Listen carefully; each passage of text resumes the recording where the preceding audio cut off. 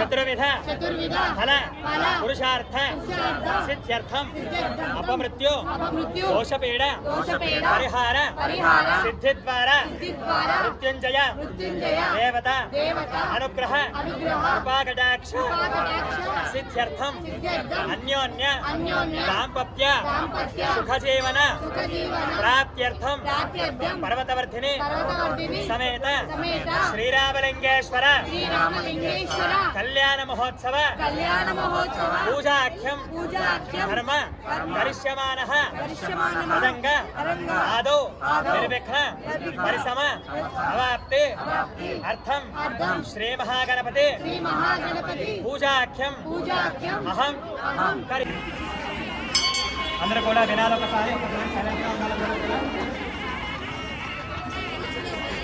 ఈరోజు మహాశివరాత్రి సందర్భంగా శ్రీ పార్వతీ పరమేశ్వర కళ్యాణ మహోత్సవాన్ని మనం ఇప్పుడు చేసుకుంటున్నాం. అనగా భక్తులు ఎవ్వరైనా సరే, ఏ ఒక్కరైనా సరే, ఎంత పెద్దవారైనా సరే, ఎంత ఉన్నవారైనా సరే, భగవంతుడి దగ్గర కాళ్ళ దగ్గరే, భగవంతుడి దగ్గర పాదాల దగ్గర మాత్రమే. అనగా శివుడి తలపై వేసేంత శక్తి కానీ అర్హత కానీ ఎవరికి ఇవ్వరు, ఎవరికి లేదన్నమాట. కాబట్టి శివుడి పైన తలపైన అక్షంతలు వేయాలంటే బ్రాహ్మణోత్సవంలో మాత్రమే అక్షంతలు వేయాలి. బ్రాహ్మణోత్సవంలో మాత్రమే శివుడికి కానీ పార్వతీదేవికి కానీ కంకణం కట్టాలి, వాసింగాలు కట్టాలి. అలాంటివి కేవలం బ్రాహ్మణోత్సవం మాత్రమే చేయాలి అనేటువంటిది శాస్త్రం చెబుతుంది. కావున బ్రాహ్మణోత్సవం మాత్రమే చేస్తారు. మరియు యజమానిగా కూర్చున్న మీరందరూ కూడా చేయవలసిన కొన్ని ముఖ్యమైన పనులు ఉంటాయి. ఆ యొక్క కూడా మీతో చేయించడం. అసలు అందరూ సైలెంట్గా ఉండాలి. ఒకసారి అసలు శివ కళ్యాణం ఏ విధంగా జరిగింది, వీళ్ళిద్దరికి ఏ విధంగా ముడిపడింది అనేటువంటిది తెలుసుకోవాలి. ఏదో వచ్చామా, కూర్చున్నామా, శివ కళ్యాణం చేసుకున్నామా, ఒట్టు పెట్టుకున్నామా, వెళ్ళిపోయామా అన్నట్టు కాకుండా అసలు శివ కళ్యాణం ఎందుకు, పార్వతీదేవి పరమేశ్వరుని ఎందుకు ప్రేమించింది, ఎందుకు పెళ్లి చేసుకుంది, ఏ విధంగా వీళ్ళిద్దరికీ కూడా వివాహం జరిగింది, కైలాసంలో జరిగిందా, ఎక్కడ జరిగింది అనేటువంటి వివరాలన్నీ మనము తెలుసుకోవాలి.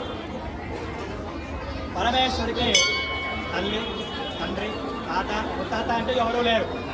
అందరికంటే ముందున్నవాడు పరమేశ్వరుడే, అందరికంటే తర్వాత ఉన్నవాడు కూడా పరమేశ్వరుడే.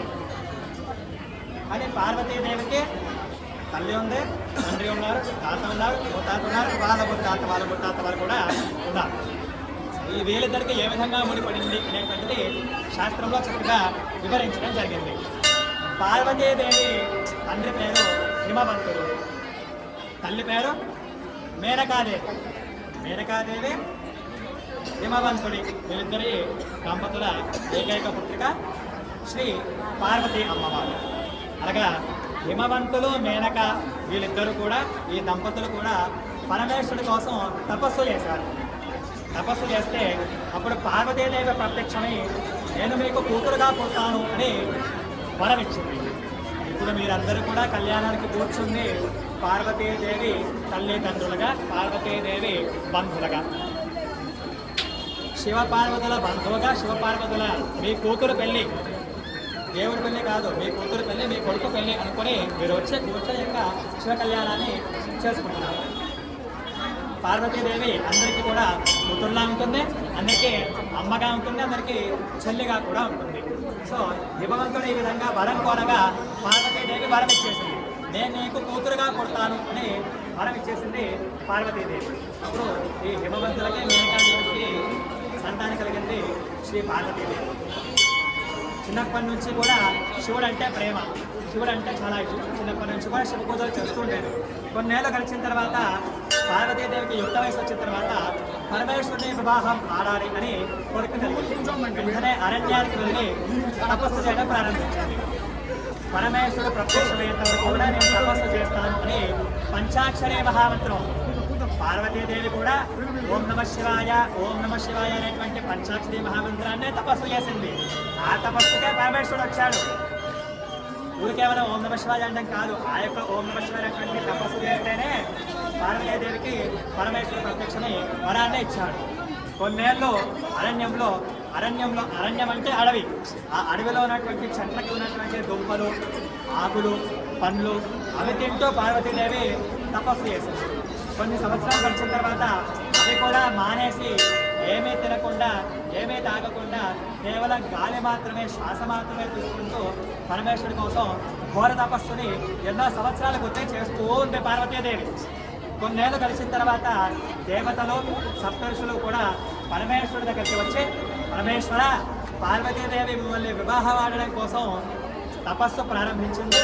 ఆ తపస్సు చాలా తీవ్రంగా, అతి ఘోరంగా తపస్సు చేస్తుంది. వెంటనే వెళ్ళి మీరు పార్వతీదేవి వివాహం ఆడండి అని దేవతలు, సప్తఋషులు కూడా చెబుతూ ఉండగా అప్పుడు పరమేశ్వరుడు అన్నాడు, నా పెళ్ళిని నేనే చెడగొట్టుకుంటాను. సప్తఋషులు కూడా మీరు పార్వతీ దగ్గరికి వెళ్ళి పార్వతీదేవికి ఏదో విధంగా ఈ పెళ్లి క్యాన్సిల్ అయ్యే విధంగా, తన తపస్సు క్యాన్సిల్ చేసుకునే విధంగా ఏదైనా ప్రయత్నం చేయండి అని చెప్పేసి సప్తఋషుల్ని పార్వతీదేవి దగ్గరికి పంపించారు. పార్వతీదేవి అరణ్యంలో తపస్సు చేస్తూ ఉండగా సప్తఋషులు ఆలోచారు. సప్త అంటే 7 ఋషులు ఉంటారు. ఆ సప్తఋషులు కూడా పార్వతీదేవి దగ్గరికి వచ్చి, పార్వతీదేవి, ఎందుకమ్మా శివుడి కోసం తపస్సు చేస్తున్నావు? ఆయన దగ్గర ఏముంది? ఆయన దగ్గర ఏముంటుంది? కేవలం విభూత మాత్రమే పూసుకుంటారు. ఒంటి నిండా విభూత పూసుకుంటారంట, మెడలో పాములు వేసుకొని తిరుగుంటారంట. అటువంటి వాడిన నువ్వు పెళ్లి చేసుకునేది? అటువంటి వారిని ఎందుకు కోరుకుంటావు? నువ్వు మహావిష్ణువుని చేసుకో అని చెప్పేసి సప్తఋషులు చెప్పారు.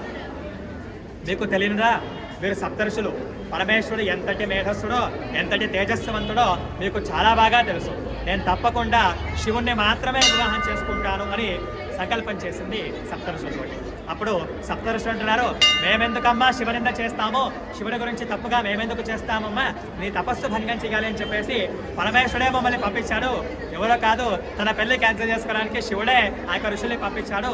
సో పరమేశ్వరుడు అత్యద్భుతమైనవాడు, అందరికంటే ముందు ఉన్నవాడు. కాబట్టి మీరు తప్పకుండా తపస్సు చేస్తూ ఉండండి, పరమేశ్వరుడు తప్పకుండా వస్తాడు అని చెప్పేసి సప్తఋషులు వారు అమ్మవారికి ఆశీర్వదించి బయలుదేరారు. కొన్నేళ్ళు గడిచిన తర్వాత పరమేశ్వరుడే ఇంకొక వేషాన్ని ధరించి, చిన్నపిల్లడి వేషాన్ని ధరించి పార్వతీ దగ్గరికి వచ్చి, ఎందుకమ్మా పరమేశ్వరుడి కోసం తపస్సు చేస్తున్నావు? నేను చాలా అందంగా ఉన్నాను, నన్ను పెళ్లి చేసుకో అని చెప్పేసి అనగా అప్పుడు పార్వతీదేవి, ఎవరయ్యా నువ్వు? నేను శివుడి కోసమే ఎన్నో సంవత్సరాల నుంచి తపస్సు చేస్తున్నాను, నేను శివుని మాత్రమే ప్రేమిస్తున్నాను, శివుని మాత్రమే వివాహం చేసుకుంటానని చెప్పేసి చెప్పగా అక్కడి నుంచి వెళ్ళిపోయాడు. అప్పుడు స్వామివారు పరమేశ్వరుడు ప్రత్యక్షమే పార్వతీదేవికి చెప్పేశాడు. వెంటనే, మీ తపస్సుకి నేను మెచ్చాను, నేను తప్పకుండా మీతో వివాహం చేసుకుంటాను అని ఆజ్ఞ ఇచ్చేశారు, ప్రతిజ్ఞ చేసేశారు. ఇప్పుడున్న జనరేషన్ లాగా వెంటనే వెళ్ళి వాళ్ళు ఏమి పెళ్లి చేసుకోలేరు. పార్వతీదేవి ఫస్ట్ ఎక్కడికి వెళ్ళింది? వాళ్ళ ఇంటికి వెళ్ళింది. అమ్మ నాన్నకి చెప్పకుండా ఏం పెళ్లి చేసుకుంటారు? అమ్మ నాన్న దగ్గరికి వెళ్ళి నాన్న పర్మిషన్ తీసుకొని, అమ్మ పర్మిషన్ తీసుకొని బంధువులందరితో మాట్లాడారు. పెళ్లి ఫిక్స్ అనుకునే ముందు హిమవంతుడు బయలుదేరారు. హిమవంతుడు ఎవరు? పార్వతీదేవి వాళ్ళ తండ్రి. పార్వతీదేవి తండ్రి కైలాసానికి బయలుదేరాడు.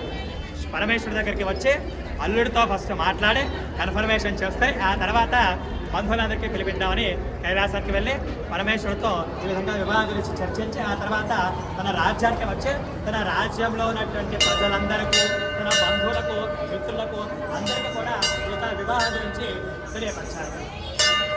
తర్వాత పరమేశ్వరుడు కూడా మన దేవతలు, యక్షులు, గంధర్వులు వాళ్ళందరికీ కూడా యొక్క కళ్యాణ మహోత్సవం గురించి తెలియపరిచారు. దేవతలు, యక్షులు, కింపురుషులు, కిన్నరులు, వృక్షాలు, సర్పాలు ప్రతి ఒక్కరికి కూడా శివ కళ్యాణం జరగబోతోంది అని తెలిసింది. ఈ యొక్క వివరణ తర్వాత అప్పుడు ఊరేగింపుతోటి పెళ్లి మండపానికి బయలుదేరారు. ఆడపిల్లవారు పార్వతీదేవి పల్లకి వేసుకొని, అమ్మాయి పల్లకిలో, పార్వతీదేవి పల్లకిలో కూర్చొని తన బంధు మిత్ర సపరివార సమేతంగా పార్వతీదేవి పెళ్లి మండపానికి బయలుదేరారు. తర్వాత పార్వతీదేవి వాళ్ళ అమ్మ మేనకాదేవి నారదుడితో ఉంటుంది, నారదా, మగ పెళ్లివారు కూడా వస్తున్నారు కదా, నా అల్లుడు వచ్చినప్పుడు నాకు ఒకసారి గుర్తు చెయ్యో, నాకు ఒకసారి చూపించో, నేను ఒకసారి నా అల్లుడిని చూద్దామనుకుంటున్నాను అని చెప్పేసి చెప్పింది నారదుడు. అప్పుడే పెళ్లి వాళ్ళు బయలుదేరారు, పెళ్లి కొడుకు వాళ్ళు బయలుదేరారు. ఫస్ట్గా బ్రహ్మగారు వచ్చారు, చతుర్ముఖ బ్రహ్మగారు. ఫస్ట్ ఏదైనా మంత్రాలతోనే స్టార్ట్ చేస్తారు. సో బ్రహ్మగారు చతుర్ముఖుడు, అనగా 4 వేదాలకు అధిపతి బ్రహ్మగారు. బ్రహ్మగారు ఫస్ట్ రాగానే వెనకాదేవి అడిగింది, ఈయనైనా మా అల్లుడు? కాదమ్మా, పంతులమ్మ, పెళ్లి చేయడానికి వచ్చిన పంతులమ్మ అని చెప్పేసి తెలియపరిచింది. బ్రహ్మగారు వెళ్ళిన తర్వాత సరస్వతీదేవి తర్వాత అష్టదిక్పాలకులు, నవగ్రహాలు, అధిపతులు, దేవతలు వస్తుండగా అప్పుడు ఇంద్రుడిని చూసింది. అష్టదిక్పాలకులు ఇంద్రుడిని చూసింది. చాలా తేజస్సుతో ఉన్నాడు, ఇతనైనా వాళ్ళుగా ఉంటే కాదమ్మా, అల్లుడు ఇతర కంటే చాలా పెద్దవాడు అని చెప్పేసి తెలియపరిచింది. వెంటనే సూర్యుడు రాగా సూర్యుడు ఏంటి ఇంత తేజస్సుతో ఉన్నాడు, ఈయనైనా మాలుడు అని చెప్తే కాదు కాదమ్మా, ఎందుకంటే చాలా పెద్దవాడు సూర్యుడు పరమేశ్వరుడికి గొడుగు పట్టడానికి వచ్చాడు, సూర్యుడు కాదమ్మా శివుడు అని మీకు చూపిస్తానని చెప్పి తెలియపరిచాడు. సూర్యుడు తర్వాత వెంటనే భార్యా సమేతంగా చంద్రుడు వచ్చాడు. ఇంత ప్రశాంతంగా, ఇంత మనస్సుగా, ఇంత చల్లగా ఉన్నాడేంటి, ఈ చంద్రుడైనా మాలుడు అని చెప్పేస్తాడంట. కాదమ్మా ఆయన దండం పట్టడానికి వచ్చాడు, ఈ పరమేశ్వరుడు చాలా గొప్పవాడు అని చెప్పేసి తెలియపరిచారు నారదుడు. అప్పుడు చుట్టూ భూత ప్రేత పిశాచాలు వేసుకొని, ఒంటి నిండా విభూతి రాసుకొని, ఒంటి నిండా సర్పాలు వేసుకొని, పరమేశ్వరుడు త్రిశూలం పట్టుకొని నందే సమేతంగా నాట్యం చేస్తూ డాన్స్ వేస్తూ వస్తుండగా మేనకాదేవి అడగలేదు ఇతరైనా మాలుడు అని. చాలా ఘోరంగా ఉన్నారు కాబట్టి మేనకాదేవి అడగలేదు. అయినా సరే నారదుడు తెలియపరిచాడు మేనకాదేవికి, అమ్మ ఇతనే అమ్మ మీ అల్లుడు. ఒక్కసారిగా మేనకాదేవి షాక్ అయిపోయింది. ఇంద్రుడు, బ్రహ్మ, నారదుడు ఇంతమంది ఉండగా, ఇంతమంది మహావిష్ణువులు ఉండగా ఇతనా మా అల్లుడు? వెంటనే పరిగెత్తుకుంటూ పార్వతి దగ్గరికి వెళ్ళింది. ఏంటే పిచ్చిదానా, ఇన్ని సంవత్సరాలు తపస్సు చేసింది ఈతని గురించా? ఈయన్ని పెళ్లి చేసుకోవడానికి నువ్వు ఇన్ని సంవత్సరాలు తపస్సు చేసింది అని ఎలా ఉన్నాడో చూసావా? అసలు ఒంటి నిండా విభూతి రాసుకొని, ఒంటి నిండా సర్పాలు వేసుకొని, కృష్ణులో పట్టుకొని ఏ విధంగా ఉన్నాడు? ఆ నాట్యం ఏంటి, ఆ పరుగులు ఏంటి, ఏ విధంగా ఉన్నాడు ఏంటి? ఇతని కోసమా నువ్వు ఇన్ని సంవత్సరాలు తపస్సు చేసింది? ఇంతకంటే కాస్త విషయం తీసుకొని ఇతను చచ్చిపోదామని అని చెప్పేసి మేనకాదేవి వెనక ఇప్పుడు పార్వతీదేవి అంటుంది, ఊరేగింపు కాబట్టి పలకలో వస్తున్నారు కాబట్టి ఇప్పుడు అలాగే కనిపిస్తారమ్మా. మీరు పెళ్లి మండపంలో చూడండి, పెళ్లి మండపంలో కూడా మీకు పరమేశ్వరుడు నచ్చలేదు అంటే నా పెళ్లి నేనే క్యాన్సిల్ చేసుకుంటాను అని చెప్పేసి పార్వతీదేవి ఆజ్ఞ చేసింది మేనకాదేవి. తర్వాత పెళ్లికి ముందు చేయాల్సినటువంటి పూజా కార్యక్రమాలన్నీ కూడా పూర్తి చేసుకొని పెళ్లి మండపంలో పరమేశ్వరుని ఆహ్వానం చేశారు. పరమేశ్వరుడికి బెస్ట్ ఫ్రెండ్ ఎవరు? మహావిష్ణువు. ఎందుకంటే వారిద్దరి మధ్య భేదం లేదు అని చెప్పేసి చెబుతూ ఉంటారు. విష్ణువుని ఎక్కువ చేయలేం, శివుని ఎక్కువ చేయలేం, వాళ్ళిద్దరూ సేమే. సో బెస్ట్ ఫ్రెండ్ వేసుకొని తన కుటుంబాన్ని సపరివార సమేతంగా పరమేశ్వరుడు పెళ్లి మండపానికి బయలుదేరారు. పెళ్లి మండపానికి వచ్చి కూర్చున్న వెంటనే ఆ పెళ్లికి వచ్చినటువంటి ప్రతి ఒక్క ఆడవాళ్ళందరూ కూడా ఆ పరమేశ్వరుడి తేజస్సును చూసి పరమేశ్వరుడి ముందు వచ్చి పరమేశ్వరుడి చుట్టూ కూర్చున్నారు. ఆడవాళ్ళందరూ కూడా పరమేశ్వరుడు చుట్టూ కూర్చున్న వెంటనే మేనకాదేవి వచ్చి చూసింది. అబ్బా ఎంత అందంగా ఉన్నాడు పరమేశ్వరుడు, ఎంతమంది ఆడవాళ్ళని చుట్టూ వేసుకొని కూర్చున్నాడు, ఇంత అందంగా ఉన్నాడంటే ఇతనే మాలుడు, ఇతనికే తప్పకుండా పార్వతీదేవితో వివాహం జరిపించాలి అని చెప్పేసి మేనకాదేవి చలాలి. అయినా మనసులో మాత్రం ఆగలేదు.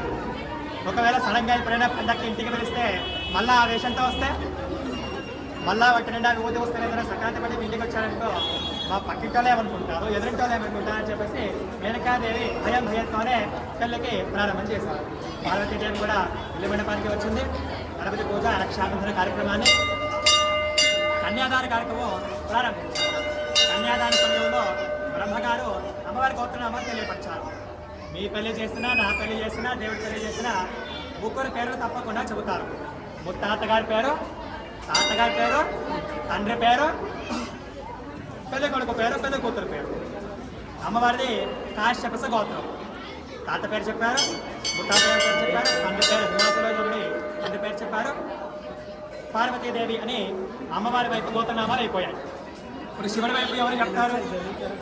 అందరికంటే ముందు పుట్టినవాడు పరమేశ్వరుడు కాబట్టి శివుడి గోత్రం ఏదో ఎవరికి తెలియదు, శివుడి తండ్రి ఏదో తెలియదు, తాతవరో తెలియదు, తల్లవరో తెలియదు. మన గురించి ఎవరైనా తెలుసుకోవాలి, మన గురించి ఏమైనా తెలుసుకోవాలి అంటే ఫస్ట్ ఎవరిని అడుగుతాం? మనకి చాలా బాగా క్లోజ్గా ఉన్న వాడిని అడుగుతాం. శివుడికి బాగా క్లోజ్గా ఉండేది బెస్ట్ ఫ్రెండ్ ఎవరు? మహావిష్ణువు. ఆయన పెళ్లి మండపంలో లాస్ట్లో వీణా వేసుకొని కూర్చుని వీణా వాయిస్తూ కూర్చున్నాడు.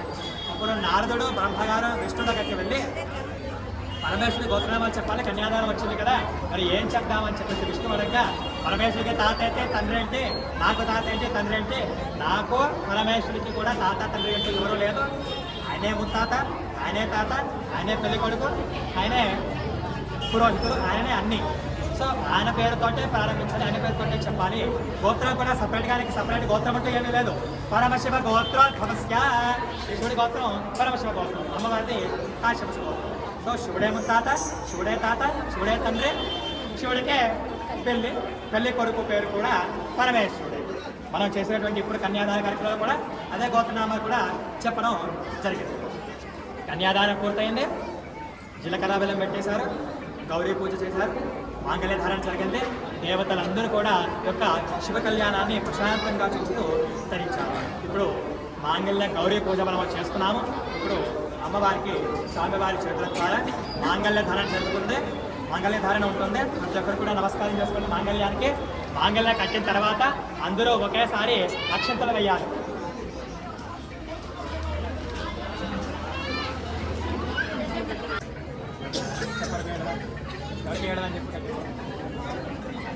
ఇప్పుడు చూద్దాం.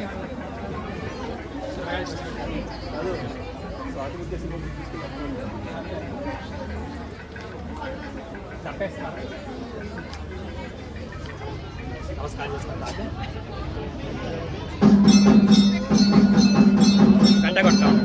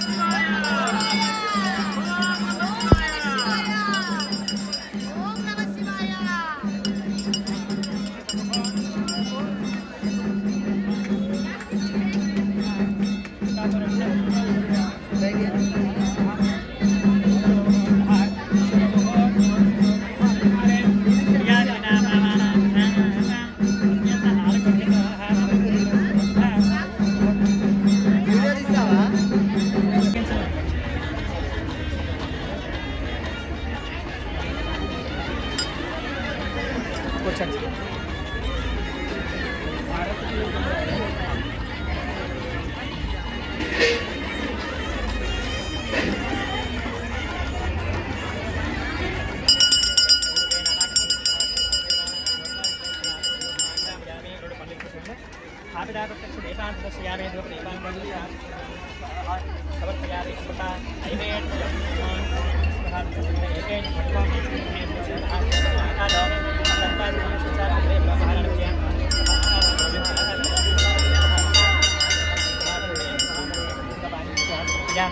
अमृता सूत्रापुषं समर्पयाम हस्तो प्रक्षालयाम पादो प्रक्षालमुखे कलशा शुद्धिराशमनीक्षामः समर्पयामि आनन्दकर्पूरवद्याद् विराजं च सदर्शयामि गौरी देवता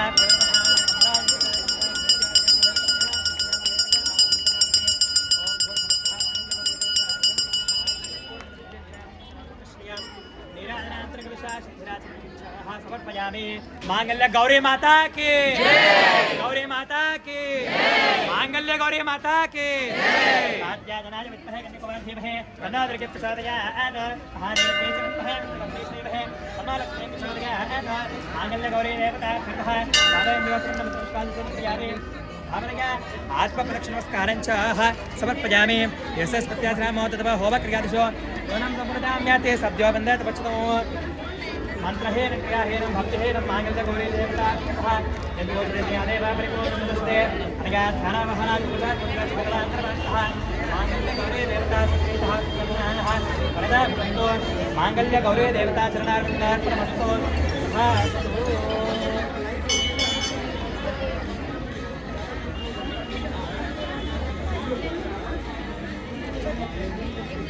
ओम हिरण्यवर्णां हरिणीं सुवर्णयतस्तजां चन्द्रां हरिण्मयीं लक्ष्मीं जानवेदं आमः ताम आवह जातवेदो लक्ष्मीमनपगामिनीं तस्यां हिरण्यं विन्द्ययङ्गामश्वं पुरुषाणः अश्वपूर्वामृतमभ्यां स्नानप्रबोधिनीं श्रियं देवीमुपह्वये श्रीयमादेवीर्तिसुतां तां स्वस्तां हिरण्यकुलाकारामात्रा धरन्ते तृप्तां तृपयन्ते पद्येशतां तस्वरण्यं श्रियं लोके देवतिष्ठामदारां तां पद्मिनीमीं शरणमहं प्रपद्ये लक्ष्मीर्मेण श्रीरां त्वां वृणे आदित्यवर्णे तपसोध जातो वनस्पतिस्तव वृक्षोऽथभूतः तस्य फलानि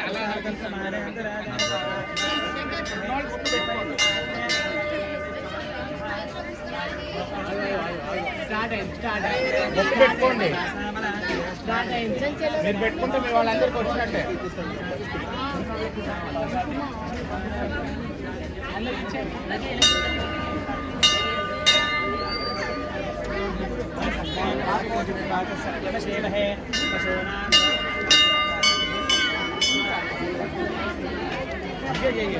అక్కడమ్మా